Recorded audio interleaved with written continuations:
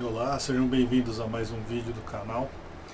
E eu queria dar continuidade agora ao raciocínio do que significa a volta do hard power que a Rússia trouxe à tona no nosso sistema internacional quando resolveu invadir a Ucrânia e mandar o recado todo que discutimos no vídeo anterior. Então, se fôssemos olhar o mundo de uma natureza liberal dentro da teoria das relações internacionais, ficaria simples de ver a clara divisão que existiria entre países mais propensos à integração do que os outros. E isso tornaria esses países mais propensos à integração bons. Porque quanto mais integrados, quanto mais conexos, quanto mais eles têm relações profundas economicamente e politicamente falando, menos propensos ao conflito eles se tornariam, porque custaria muito caro. O custo de um eventual conflito ele seria muito alto, não só no que tange ao aspecto financeiro, mas ao que tange da quantidade de vidas que são afetadas por algo desse tipo. Só que essa ótica liberal ela é extremamente vulnerável a esse tipo de acontecimento. Ou seja, é muito mais rápido que a desconfiança mine décadas de esforços integrativos em prol da preservação das soberanias de cada país. Então, na prática, vamos imaginar o Conselho de Segurança da ONU com seus membros com poderes de veto. Qual é a chance do Conselho de Segurança passar uma moção condenatória à Rússia, sendo que essa pode simplesmente barrar e vetar uma eventual ação? Então, o multilateralismo ele é enfraquecido automaticamente quando uma das grandes potências se engaja dessa forma. Sendo assim, o que sobra?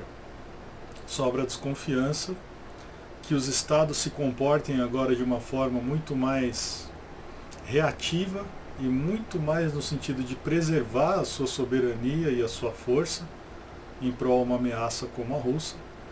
Então, o multilateralismo se enfraquecendo, as negociações internacionais tendem a ficar prejudicadas, os contratos tendem a perder efeito e o comércio exterior sente isso no imediato instante. Então, hoje operar comercialmente com a Ucrânia é impossível, os principais portos já estão fechados, automaticamente as sanções inviabilizam várias operações com a Rússia, então começa a fugir do mercado e se tornar um problema governamental. O que isso significa na prática? Significa que há uma estagnação econômica vindoura, que não só aumenta o preço automaticamente desses produtos que não podem mais ser comercializados, já que eles se tornam mais escassos, como os próprios locais onde os conflitos acontecem, por obviedade, são afetados de uma forma sísmica. Então, cada vez mais as conferências vão tratar de segurança, cada vez mais os orçamentos dos países vão versar sobre esse tema, cada vez mais os gastos serão focados em garantir, de alguma maneira, a dissuasão. E o que é a dissuasão? Significa que um conflito eventual se torne tão caro que ele gere uma destruição mútua assegurada. Em inglês essa sigla é MAD, ou seja, também a palavra louco. Porque seria uma loucura, uma guerra nessa escala. Não existe vitória. Então a ideia é que agora a corrida armamentista ocorra em vários níveis, ocorra de várias formas, e a única maneira de securitizar é o equilíbrio pelo medo. Então não é mais uma guerra fria, são várias, né? Várias guerras frias que vão acontecer regionalmente e internacionalmente. Poxa, mas e o comércio? O comércio fica extremamente prejudicado. Ele vai se adequar a um cenário tido como normal a partir de agora. Só que as indústrias, as cadeias de consumo, as empresas vão ter que aprender a diversificar regionalmente. Então, ao invés de pensar numa diversificação internacional a nível global, primeiro eu tenho que garantir o nível regional, porque nem sempre esse nível global estará acessível. Se eu dependia da Eurásia para o meu comércio, eu ia estar extremamente desabastecido, ou de produto ou de entrada de dinheiro. Então, estrategicamente, muita coisa muda a partir de agora. Muitas variáveis vão ser levadas em consideração. E cada região, com as suas próprias dinâmicas de segurança internacional, também vão ter uma modelagem nova. A atenção que os Estados Unidos vai destinar ao posicionamento político latino-americano a partir de agora, e vamos destacar Venezuela e Cuba como grandes aliados dos russos, não vai passar em branco. Ao mesmo tempo, quem se posicionar a favor dos Estados Unidos, com certeza terá algum custo para receber proteção. Então o cenário das zonas de influência também tende a voltar. O alinhamento ideológico vai dizer alguma coisa, mas o alinhamento prático vai dizer outra. E é esse que vai contar. Então os países serão conclamados a se posicionar cada vez mais forte, cada vez melhor, e as alianças militares tendem a voltar como nunca. E aí de volta o problema da OTAN. A OTAN tende a ficar como está, porque testou o limite a Rússia. Então podemos dizer que o ataque russo à Ucrânia tem sim uma responsabilidade muito grande na expansão da OTAN e a ameaça de chegar à fronteira russa, mas também expôs a doutrina russa como nunca. Então o Putin fez o que fez e vai arcar com as consequências disso. Já sabemos que atacar um membro da OTAN é atacar todos, então resta muito pouca ação que ele pode tomar dentro da Europa.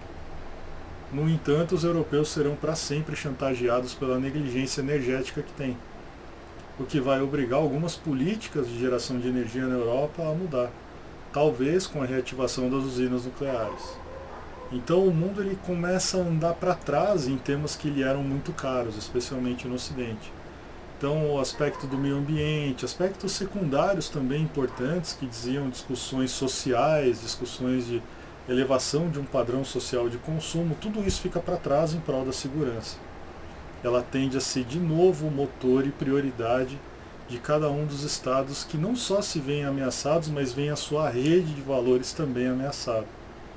Então, claro que a Europa tem as suas diferenças, não dá para comparar o que é uma sociedade em Portugal, do que é uma sociedade na França, do que é uma sociedade na Suécia, do que é uma sociedade na Bélgica, do que é uma na Hungria. No entanto, todos eles, quando enxergam a sua soberania sendo ameaçada de alguma forma, vão recorrer aos mecanismos que lhes cabem. Não só pedindo para a Rússia ser excluída do SWIFT, de qualquer tipo de organização multilateral da qual participem, mas também na preservação de sua segurança a nível prático e imediato. Com as fronteiras se acirrando de novo, com os exércitos se aparelhando de novo, fica muito fácil que as tensões resultem em pequenos conflitos. Então a ação da Rússia na Ucrânia encaminha o mundo pelo menos 30 anos no tempo para trás, infelizmente. Então nessa série de vídeos a gente vai continuar agora analisando cada aspecto, cada significado. Sistema internacional, atores. Então, o que é o estado de anarquia no sistema internacional? Significa que não existe uma hierarquia, não existe um país ou órgão com poder que verse sobre os outros. E isso encaminha para que todas as potências tentem se estabelecer de alguma forma nessa anarquia, né? Então, não tendo uma autoridade fundamental que reja essas potências, quem vai reger é o poder. E o poder agora que vai contar é o poder militar. Essa é a lógica do acirramento, da política realista. Então, a partir de agora, o que nós veremos serão várias corridas contra o tempo de vários países que melhor queiram se posicionar. E aí, novamente, eu vou chamar a atenção para a apatia brasileira, que insiste em não se posicionar e que insiste em não atuar, em fingir que nada está acontecendo. Vários países já têm posicionamento, vários países já estão atuando, e esse é um momento em que o Brasil perde uma chance de se posicionar com a relevância que imagina ter. Então, potência regional passa também pela percepção dos outros, não só pelo tamanho. Colômbia já se posicionou, Chile já se posicionou, Argentina já se posicionou, e o Brasil, por enquanto, aguarda para ver o que vai acontecer. E essa é a nossa penitência.